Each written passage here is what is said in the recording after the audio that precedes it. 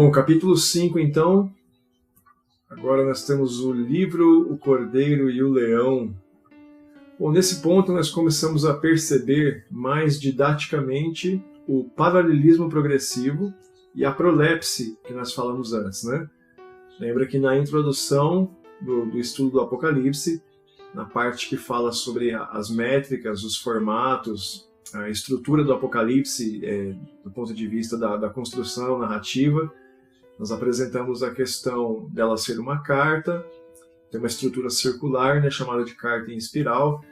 Falamos sobre paralelismo progressivo, sobre prolepse, e aqui a gente começa a perceber isso, tá? Por quê?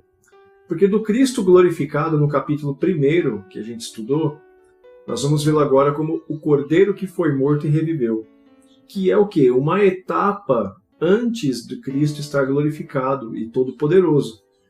Ele primeiro teve que ser entregue em sacrifício expiatório para que então ele pudesse consumar todo o plano divino, né, toda a obra de Deus, e através disso ele recebesse poder e autoridade e a glória apropriada para o seu sacrifício. Então, como o Apocalipse começa já com ele glorificado, andando no meio dos 7 castiçais, né, as 7 igrejas, no capítulo 5, agora, João, em espírito e estando no céu, né, no mundo espiritual, ele vê Cristo no momento, como eu entendo e alguns outros autores entendem, desses que eu tenho usado como base, entendem que o que João vê é o momento em que Cristo, no mundo espiritual, no céu, sobe como sacrifício expiatório e é aceito esse sacrifício expiatório e é conferida a ele a autoridade, o poder e o domínio. Eu entendo que nesse momento João está tendo a testificação de que Cristo de fato venceu, foi aceito e recebido no céu, né, no mundo espiritual, e foi entregue a ele todo o poder, autoridade e domínio. Tá? Então, nós temos aqui, no capítulo 5, né, o livro escrito por dentro e por fora, o choro de João, a figura do leão de Judá e o cordeiro sacrificial, e o fato de ele ser digno de abrir o livro, ou de desatar os selos, ou de romper os selos. Tá? Então, vamos seguir adiante aqui. Nós temos então aí a figura do livro escrito por dentro e por fora. Esse livro ele é mencionado primeiramente no livro de Ezequiel, capítulo de número 2, versos 9 e 10, que Deus está dando visões para Ezequiel e em seguida Deus mostra para ele também com a sua mão direita um livro, um pergaminho, né? A gente tem que tomar cuidado de não cometer aqui o erro de anacronismo, que é achar que o livro naquela época, no período em que foi escrito, é o livro como nós temos hoje, com capa dura, com páginas para você folhear, mas é claro que você entende que o livro é pergaminho. Tá? E essa imagem que está aqui embaixo da minha telinha ilustra bem um pergaminho escrito por dentro e por fora com 7 selos. E aí, conforme vai rompendo cada um desses selos, o pergaminho vai desenrolando até revelar todo o seu conteúdo. Tá? Então ele é mencionado primeiramente em Ezequiel capítulo 2, verso 9 e 10. Depois em seguida você vai ter o começo do capítulo 3, aonde Deus também orienta, assim como a gente vai estudar daqui a pouco, João, a comer desse pergaminho, né? E a questão de ser doce na boca como mel e amargo no ventre. É a mesma figura, a mesma imagem que acontece com Ezequiel, repete-se aqui com João. Tá? Olha só o comentário arqueológico de Rodrigo Silva. Nós precisamos entender sobre o pergaminho, sobre o selo, e isso faz toda a diferença no nosso estudo, uma vez que a gente já deixou bem claro aqui que nós não somos adeptos da forma de leitura, interpretação e entendimento do Apocalipse de maneira linear, como se fosse uma história que começa no capítulo 1 e vai até o 22. Nós não entendemos que é assim que funciona, e o fato desse pergaminho começar a ser desatado a partir do capítulo 6, que na verdade é o próximo, aqui ele recebe, né? Ele recebe o pergaminho, recebe o poder e a autoridade, ele começa a desatar os selos e revelar os seus conteúdos a partir do capítulo 6. Mas é importante a gente entender o que é o pergaminho, por que é justamente um pergaminho e por que está selado. Então eu trouxe aqui um comentário arqueológico de Rodrigo Silva, né, ele tem vídeos especificamente com estudos sobre pergaminhos, mas como eu já disse agora há pouco, ele tem uma série também sobre o Apocalipse, onde ele explica também essa questão dos pergaminhos selados. Então olha só, pergaminhos escritos por fora tinham duas finalidades nos tempos bíblicos: identificar por fora o assunto, quando você tinha ali uma espécie de depósito ou uma sala onde você tinha que guardar esses documentos, esses pergaminhos. Escrever por fora ajudaria a identificar quem era o dono, para quem deveria ser entregue, de que se tratava, se era um contrato, se era um distrato. Então essa é uma primeira finalidade. Seria mais ou menos como os livros que a gente tem, né? Onde na estante, por exemplo, você tem a informação aqui para identificar, quando todos estão, assim como aqui atrás de mim, estão com essa parte virada para a pessoa ver o livro que ela quer utilizar. Essa seria uma primeira função do pergaminho escrito por fora. A segunda, agora, bastante interessante, era que o custo alto, né, dos papiros como um todo, né, inviabilizava comprar mais pergaminhos quando o conteúdo era muito extenso. Então, as pessoas mais humildes, por exemplo, quando tinham que redigir documentos ou testamentos, contratos de compra-venda, passar posses para outro dono, distratos de alguma coisa que foi desfeita, carta de divórcio, por exemplo, era um contrato de distrato. Conteúdos extensos se escrevia por fora, porque não dava para você selar o pergaminho com seu conteúdo oculto para o lado de dentro e você comprar outro pergaminho para continuar o escrito, como acontecia, por exemplo, com as cartas pastorais, como os evangelhos e os demais livros da Bíblia, que eles eram em pergaminhos separados em muitos dos casos. Já alguns documentos, principalmente no que indicavam posses, quando pessoas mais humildes não tinham condição de comprar mais pergaminhos para escrever o conteúdo em mais de um pergaminho, escreviam por dentro e por fora para aproveitar ao máximo as folhas, né, as folhas de papiro, para poder escrever tudo que precisava, selar com esse selo, né, de argilas ou de cera e enviar para o destinatário, certo? Então, olha, no caso do livro selado, mostrar que o extenso conteúdo ele pertencia a alguém apropriado que podia romper os selos. Então essa questão do selo, como é que ela funciona? Você tem um conteúdo que somente o destinatário pode ter acesso, pode ler, pode abrir e tomar posse daquilo que o documento passa. Você escrevia, enrolava ele e na dobra da folha, como a imagem aí ilustra, colocava-se ali um pouco de cera ou de argila, ainda mole, né, uma consistência pastosa, colocava-se ali o anel ou a ponta de um cetro, como se fosse um carimbo, né, que indicava de quem que era o que estava enviando, ou a família, o brasão de quem receberia, né, e ali você colocava aquela marca como se fosse um carimbo, e aí você tirava e ali já secava e ficava grudado na folha, então aquilo ali ficava crocante, por assim dizer, né. Então quem recebia podia quebrar o selo e ter acesso ao conteúdo do pergaminho. Se o destinatário recebesse esse documento com o selo já rompido, ele não poderia aceitar, ele tinha que comunicar aquele que foi responsável pela entrega ou não receber aquela posse. Isso causava um grande problema de quem recebia para quem tinha enviado. Isso era bastante complicado naquela época.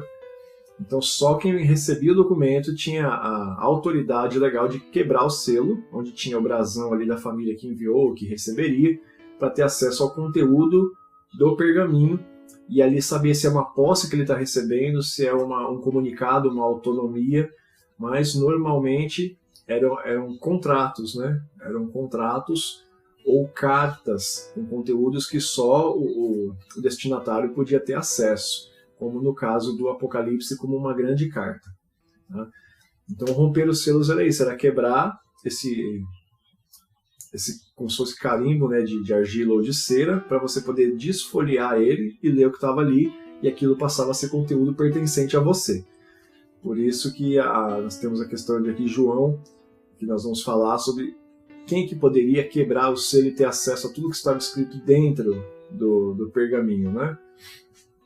Então, tanto que esse pergaminho, você vai ver que o texto vai dizer que quando ele vê no trono, aquele que estava sentado no trono, que a gente entende que é Deus, da visão do capítulo 4, ele está com um pergaminho na mão e o conteúdo está escrito por dentro e por fora. E João vai mencionar que João não pode nem olhar para ele, porque se ele olha para alguma coisa que está escrita por fora, aquele documento não pertencia a ele, né? Por essa razão que João não olha. O fato da visão glorificada de Deus já permite que João não veja ele fisicamente, tá? Mas nesse caso, como ele é arrebatado em espírito e levado para o mundo espiritual, ele teria que ver, porque ele precisa descrever, que é o que ele faz no capítulo 4, mas o pergaminho, ele já não se atreve a olhar aqui no capítulo 5, porque o conteúdo, que você podia ler algumas coisas escritas por fora, não pertencia a ele. Tá? Não pertencia a ele, João, ele não era digno de abrir o selo, então não poderia ter acesso ao seu conteúdo, ok? E aí nós vamos para o choro de João. Essa, inclusive, é uma das causas que eu acredito que esse João ele seja o apóstolo, e não o chamado João o Vidente, João o Profeta. Uma das razões pelas quais eu acredito que esse João ele é o apóstolo é o fato da dor que ele sente por saber que mesmo com tudo aquilo que os apóstolos sofreram, os mártires sofreram, as igrejas que deram continuidade ao ministério de Jesus após a sua morte e ressurreição, nenhum deles era digno de ter acesso ao conteúdo do livro. Nenhum dos seus companheiros de aflição, como ele fala no começo de Apocalipse, nem ele mesmo, com tudo que tinha passado, era digno de abrir os selos, né? Pode ter sido então um choro ali de vergonha, de constrangimento, decepção. Alguns desses podem ser os sentimentos que João sentiu ali, de você pensar, poxa, tudo aquilo que eu e meus companheiros passamos junto com o Mestre, pelo Mestre, ainda assim nós não somos achados dignos de abrir, mas de todos esses que morreram, que entregaram suas vidas, que foram martirizados, ninguém foi digno de abrir os selos e de ter acesso ao seu conteúdo. Então, e provavelmente passa pela cabeça dele nem o próprio Mestre, porque até esse momento aqui, a visão que ele está tendo é de Deus no trono. E aí Deus estende a mão com o pergaminho na sua mão direita. A partir daqui é que as coisas mudam, mas nesse exato momento, como o texto faz entender que tenha sido assim, João ainda não viu, né, nem o leão da tribo de Judá, nem o próprio Jesus Cristo, o homem, nem o cordeiro. Então ele fala, será que nem o Mestre venceu e foi digno? Por isso eu acredito que nesse momento aqui é o momento da morte e ascensão de Jesus, quando Jesus, ele como sacrifício expiatório, ao terceiro dia ressuscita e sobe ao céu, que eu acredito que é também a menção ao cântico de Salmo 24, levantai portas as vossas cabeças para que entre o Rei da Glória. Acredito que João é levado para um momento antes de Jesus subir como sacrifício e ser aceito como sacrifício expiatório e receber todo o poder e a autoridade. Nesse momento, acredito que por um breve instante passa pela cabeça de João que nem mesmo Jesus tinha sido digno de abrir os selos, porque naquele momento ele não tinha visto ele ali. E aí nós temos a questão da visão, né? O interessante é que ele, de cabeça baixa, não olhando para o pergaminho, um dos seres chega para ele e fala, não chora, eis aqui o leão de Judá. E olha, é importante a gente tomar um cuidado com esse jogo de palavras, essa construção, porque o ser vivente que sai ali do trono de Deus e vai falar com João, ele fala, eis aqui o leão de Judá. João não vê um leão no trono. João ouve, olha, o leão da tribo de Judá, a raiz de Davi que venceu, está aqui. E aí você tem o paradoxo, porque quando João ele olha para ver esse leão da tribo de Judá, com força, imponência, soberania, poder, ele vê o cordeiro que, como se tivesse sido morto, tá? Com uma ferida mortal. E é muito interessante isso, porque você cria uma imagem quando alguém fala, olha aqui que o leão está aqui. Você olha e não é um leão que você vê, é um cordeiro. Porque mostra que Jesus não conquistou esse título nem nada dessa glória, desse poder e autoridade pela força, pela imposição. Ele vence e conquista esse direito, e tudo isso através do seu sacrifício, dando a sua vida para comprar a vida de todos. Por isso que os cânticos, após Jesus receber, né, o pergaminho logo em seguida, os cânticos são de digno é o Cordeiro de receber, que era, que é e que há de vir, né, todo o poder, é o Trissagion, que é o Santo, Santo, Santo, é o mesmo que você encontra em Isaías 6, que é cantado para Deus. Aqui no capítulo 5, os cânticos para Deus são direcionados agora para o Cordeiro, e ali eles passam a ser um, como Jesus dizia no próprio Evangelho de João. Quando eu fizer o vídeo sobre Na Casa de Meu Pai, esse assunto, eu vou falar sobre como Jesus ele começa a juntar as imagens, ele como o Pai sendo separados, depois eles passam a ser um, e aí os seus apóstolos passam a ser um com eles também. Aqui você tem essa fusão. Você vai ter ali o Deus glorificado no capítulo 4, que a gente acabou de estudar, e aí você tem o Cristo, que ele chega ali com o título de leão, mas conquista como um cordeiro, e ali ele recebe o poder e a autoridade da mão do próprio Deus e passa a ser um com ele, de maneira que os cânticos e adoração direcionados a Deus até esse momento, desde o Antigo Testamento, agora são direcionados para o Cordeiro, que passa a ser um juntamente com o Pai. É um momento de fusão, tá? Que eu acredito que é o momento que se passa. Depois nós vamos estudar isso lá no capítulo 12, né, quando Jesus é arrebatado para o céu, para junto de Deus no seu trono. Mas eu entendo que aqui é o momento onde todo o poder é dado a Jesus, como ele tinha dito nos seus evangelhos, razão pela qual também eu acredito que esse João aqui é o apóstolo, porque depois, quando ele escreve o evangelho, né, sobre Jesus, que é o último dos escritos no ano 100, ele deixa muito claro na maneira como ele escreve e faz várias dessas associações, como Jesus vai passando a ser um com o Pai no seu ministério e explicando e dando pistas disso, que é o que acontece aqui no capítulo 5.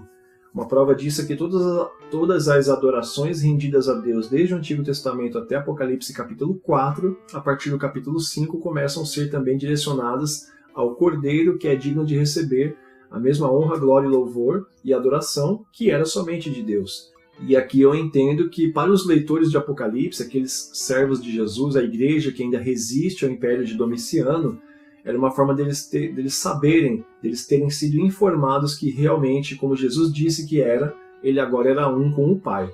Então tem uma finalidade esse capítulo 5 muito importante no ministério de Jesus Cristo. Tá? Então aqui nós temos duas amostras grandiosas de que Deus se lembra da promessa e as cumpre. Você tem o quê? A promessa que foi feita lá atrás, a descendência de Judá, né? E o trono de Davi a partir da sua linhagem. Tanto que em Mateus capítulo 1, se você pega toda a cronologia de Jesus, você vê que de Judá realmente Jesus vem, né? De Judá, depois passando por Davi, chega até Jesus. Então é o cumprimento. E aqui você vê que a primeira menção, ele não fala, olha, chegou o Cordeiro. Ele fala, eis aqui o leão da tribo de Judá, a raiz de Davi que venceu. O cumprimento da promessa feita lá atrás para a tribo de Judá, quando foram instituídas e abençoadas as 12 tribos, dos 12 filhos de Jacó / Israel. E você tem aqui também, olha, uma segunda amostra grandiosa, que é a expiação de Jesus como cordeiro definitivo.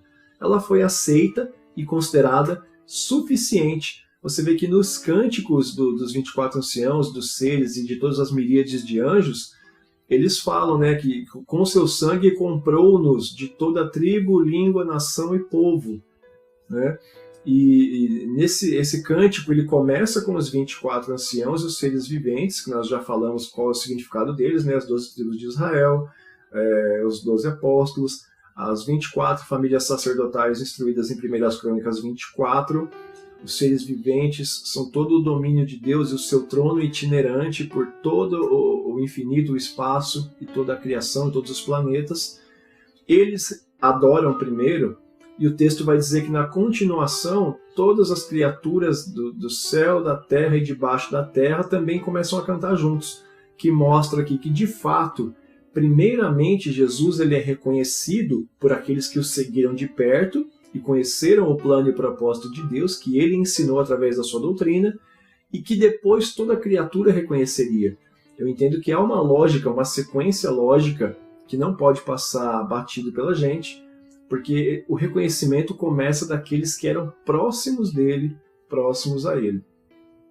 Tá? E aí passa depois para todas as criaturas que estão na terra, em cima da terra e debaixo da terra.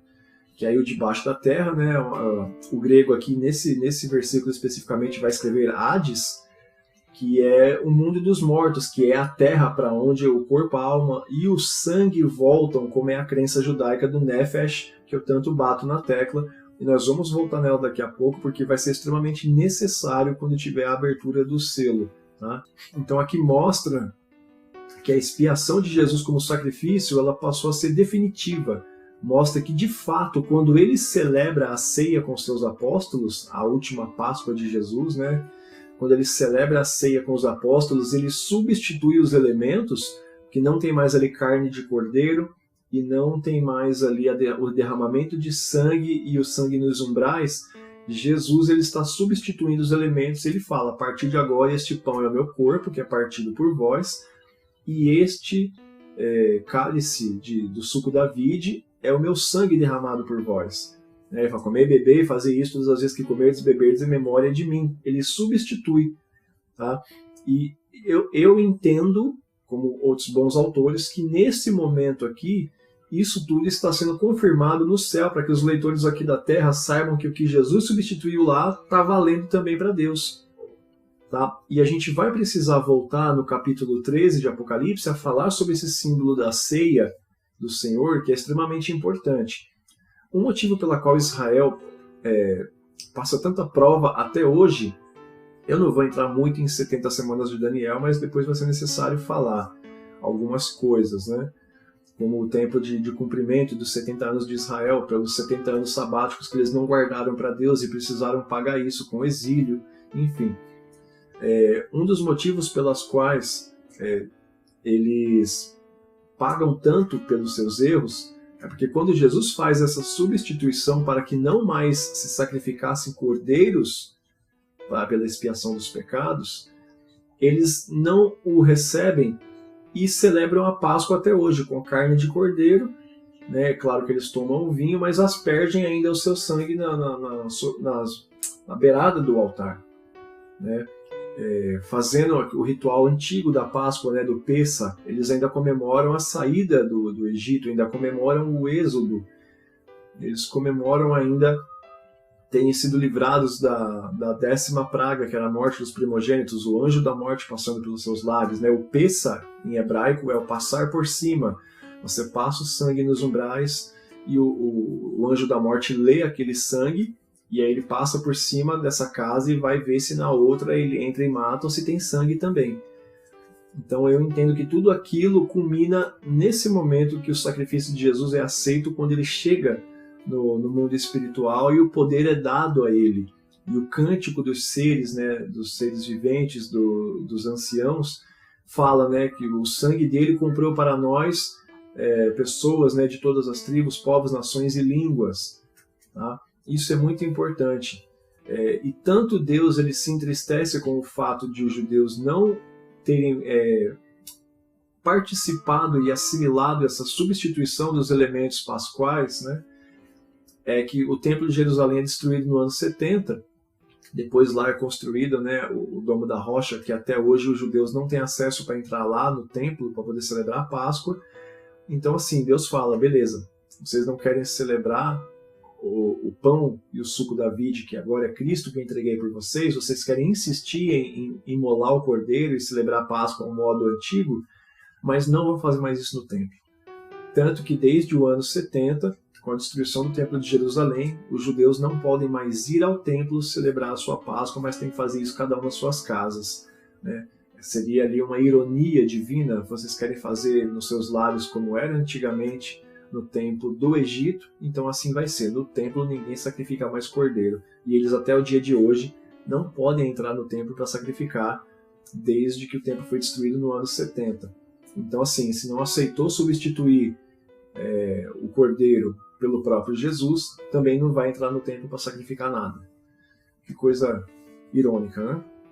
Sobre a visão do cordeiro que ele vê agora, a gente não pode deixar de mencionar que, assim, você tem na visão do capítulo 4 o trono de Deus. Lembra que eu falei dos incensos e dos 7 espíritos? Os 7 espíritos de Deus são a onipresença, né? O oni do grego ali, total, ou todo, ou completo, o absoluto. O omni, o oni, a onipresença, é representado pelos 7 espíritos de Deus à frente do trono. E ali diz exatamente que Deus pode estar em todos os lugares. E aí quando você vê o cordeiro, né, João ele vê o cordeiro no trono, esse cordeiro não é um cordeiro normal. Ele tem 7 olhos e ele tem 7 chifres. E aqui lembra que o 7, a gente insiste no Apocalipse, que o 7 é a plenitude, é o completo, é o total, o absoluto. Os 7 olhos quer dizer que ele pode ver todas as coisas, né? E o entendimento de muitas culturas até hoje é que o conhecimento, você tem ele através daquilo que você vê, seja pela leitura, seja pela experiência, pela ocularidade. Então, os 7 olhos ali são a omnisciência, né? A onisciência, todo o conhecimento. E os 7 chifres, o chifre, até hoje, principalmente hoje os povos nórdicos guardam isso até hoje. Na mitologia nórdica isso também é muito enfatizado. Mas os chifres, o uso de chifres, né, em embarcações, em carros de guerra, em capacetes, né, em elmos, os chifres representam poder. E isso também é muito verdade até hoje no Oriente e na Ásia, no Oriente Médio, né, e na Ásia. Então os 7 chifres é para completar que ele tem todo o poder, é a omnipotência. Então você tem da parte de Deus a omnipresença, os 7 espíritos, a omnisciência, os 7 olhos, e a onipotência, os 7 chifres. E veja que os 7 olhos e os 7 chifres estão com o cordeiro. E a partir do momento que ele passa a ser um com o Pai, ele também passa a ser omnipresente. Então a gente tem que tomar mais cuidado de não deixar isso passar batido, porque há de se explicar, né, por que um cordeiro com uma aparência tão estranha, e por que não dizer bizarra, João o vê dessa forma. É uma confirmação de que realmente ele recebe tudo aquilo que o Pai disse que ele receberia, e ele disse que ele receberia da parte do Pai. E aí a parte importante, né, quando um ser toma da mão do Senhor o pergaminho para entregar para o Cordeiro. E aqui nós temos finalmente um que é digno de abrir o livro, desatar os selos, quebrar os selos e ter acesso ao seu conteúdo. Tá? Aos leitores do Apocalipse que recebem essa carta, né, a igreja que a gente está contextualizando, era fundamental mostrar aqui aos leitores que Jesus verdadeiramente venceu e foi recebido no mundo espiritual e foi-lhe dado toda a autoridade e poder e governo como ele disse que aconteceria. Lembra Mateus 28:18 que Jesus fala: todo poder me foi dado no céu e na terra? Aqui isso se testifica. Jesus, que era 100% Deus enquanto homem, ele diria ali, né, que receberia todo o poder e autoridade. E de fato aqui os leitores do Apocalipse veem que Jesus não disse isso apenas no mundo material, no mundo espiritual isso se confirma. É muito importante entender isso. Essa mensagem ela funciona como que uma garantia aos que estavam sendo perseguidos e precisavam de um encorajamento, visto que o seu mestre, a saber Jesus, não havia voltado, os seus líderes estavam sendo mortos e exilados. Então por que essa carta de Apocalipse ela tem essa mensagem importante que deve ser entendida dentro do contexto dos leitores daquela época? Ela serve para nós? É evidente que sim, mas veja que é a importância disso. Jesus tinha sido morto, ressuscitado, nem todos viram, mas muitos, como o próprio João relata no final do Evangelho, né, que se ele fosse escrever todas as outras obras que Jesus tinha feito quando terminou seu ministério, não caberia ali, que mais ou menos umas 500 pessoas o viram depois de ressuscitado, antes dele subir ao céu. Então, essa mensagem do Apocalipse funciona como uma garantia para esse povo, os que não viram, né, os que depois vieram a conhecer a doutrina de Jesus após a sua morte, né. Aqui estamos falando de um escrito do ano 95, 96 depois de Cristo. Ele morre ali 30/33, ano 30/33. Então nós temos um período aqui de mais de 60 anos. Então muitas das pessoas que serviam a Jesus no momento do escrito do Apocalipse, durante o Império de Domiciano, não era mais aquela geração contemporânea dele, que viveu durante o período que ele estava aqui até ser assunto aos céus. Muitos conheceram a doutrina de Jesus através do que os apóstolos e os discípulos dos apóstolos pregaram a eles posteriormente.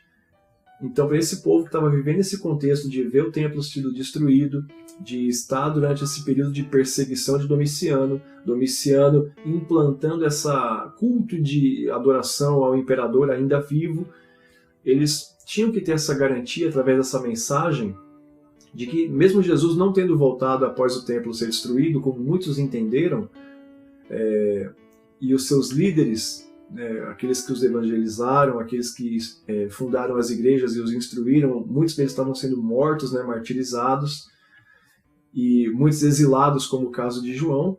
Eles tinham que ter uma garantia de que no céu aquilo tudo estava sendo testificado e acontecendo como Jesus disse que seria, como os apóstolos estavam ensinando que aconteceria, ainda que eles não estivessem vendo isso no mundo físico, no mundo material. Tá? Então nós temos que sempre ter em mente essa dualidade, pelo menos na minha linha de entendimento e interpretação do Apocalipse, temos essa dualidade de mundo material e mundo espiritual, assim como eu entendo que é o nosso corpo, substância material, substância imaterial. Então funciona aqui como uma garantia de que tudo aquilo que eles não estavam vendo fisicamente no mundo material e espiritualmente estava se testificando. Tá? Isso aqui é muito importante a gente entender. E aqui nós temos nesse capítulo também duas informações muito importantes, que são as explicações, e esse capítulo ele explica isso, de que, como eu disse há pouco, o sangue do Cordeiro comprou todos os povos, de línguas e nações diferentes. Isso aqui, ao meu ver, já é a primeira desmontagem do conceito de que Israel tem um tratamento diferenciado com Deus no fim dos tempos. A linha interpretativa dispensacionalista, pré-tribulacionista, ela vai entender que Israel tem um tratamento com Deus no futuro, quando começar a tribulação ali. Muitos entendem, inclusive, que eles são os 144 mil selados, porque ali você nomina as 12 tribos de Israel, e alguns entendem isso, que Israel vai passar pelo grande momento ali de guerra definitiva, no fim de todas as coisas, e que há um tratamento de Deus específico para Israel no fim dos tempos. Linha da qual particularmente eu discordo, principalmente pelo argumento de Paulo, que nós somos enxertados na videira. Como seria possível você preservar os galhos e queimar o tronco com a raiz? Não me parece lógico do ponto de vista nem da natureza nem dos textos bíblicos. Não tem texto dizendo que há um juízo separado para Israel, mas isso a gente vai falar melhor quando a gente chegar no capítulo dos 144 mil selados. Tá? Isso que a gente está falando aqui do sacrifício, comprou para nós povos de todas as línguas, nações e tal, isso a gente vai ter que voltar a falar no capítulo 13 e 14, que tem a questão dos marcados por Deus e os marcados da besta. Fala-se muito da marca da besta, mas esquece que ali também tem os marcados por Deus, que são os selados do Cordeiro. E ali a gente vai precisar retomar essa parte do sangue do Cordeiro que comprou todos os povos, porque eu já dei uma pincelada sobre a questão da Páscoa e da ceia, nesse caso aqui, e esse capítulo 13 vai trazer referências ao Êxodo, quando eles saem do Egito após o anjo da morte, a última praga, e o porquê que a ceia ali eu entendo que ela é a marca dos selados. Tá? Mas a gente vai voltar a falar isso no capítulo 13 e 14. Não sei se eles vão ser tratados separadamente, A gente vai falar sobre isso depois, porque eu vou dar o meu entendimento de alguns outros bons teólogos sobre a questão da marca, tanto dos selados do Cordeiro, quanto da besta. Tá? Então, ao meu ver, o fato do cântico dizer que o sangue dele comprou todos os povos, línguas e nações, ao meu ver, já tira essa ideia de que Israel tem um tratamento separado. Que eu também entendo que as 70 semanas não dizem isso, escatologicamente falando aqui, mas a gente depois trata um pouco mais disso aí. Uma outra explicação que tem aqui é que os incensos que são vistos ali diante de Deus são as orações dos santos, né, de todos os crentes, podemos assim dizer, mostrando que nenhuma oração é esquecida e desprezada por Deus. As orações, assim como o mar de vidro, como o arco celeste, tudo isso está diante do trono de Deus. Isso aqui é uma garantia também para ensinar para os povos que estão nesse todo esse contexto de perseguição, de dúvida, de sentimento de abandono, porque Cristo não voltou ainda com poder e glória.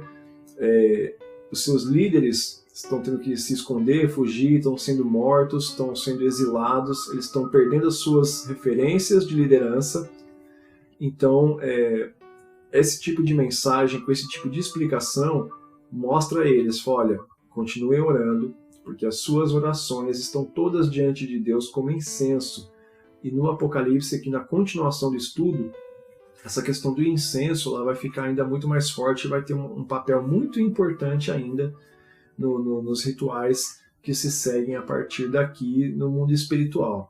Então é importante saber isso. Imagina você na dúvida, né? Será que as minhas orações estão diante de Deus? Será que Deus ouve as minhas orações? Elas estão sim diante de Deus, e esse é um dos propósitos que esse texto vai dizer, que o incenso diante do trono de Deus são as orações dos santos, todo aquele que serve ao Senhor Jesus, tá? De todos os períodos. Então é importante a gente ter aqui no capítulo 5 essa introdução ao que são os selos, o porquê do pergaminho e o porquê que João se lamenta, mas ao mesmo tempo ele presencia a chegada do Cordeiro e a sua aceitação como sacrifício expiatório definitivo por todos os povos, e ele presencia a fusão em que agora o Cordeiro e o Pai são um. Toda a glória que é rendida para um é rendida para o outro, e é importante ele escrever isso para que a igreja do seu tempo saiba que toda a obra de Jesus Cristo se consumou, foi aceita, é válida, e eles podem confiar nas palavras do Mestre e nos ensinamentos dos seus discípulos. Tá? É importante a gente ter isso em mente. Esse capítulo 5 tem essa finalidade de dar todas as garantias de que a obra de Jesus Cristo e a sua vitória de fato se concretizam no mundo espiritual e que isso terá reflexo sim no mundo material. Ok? Vamos partir então para o nosso capítulo 6.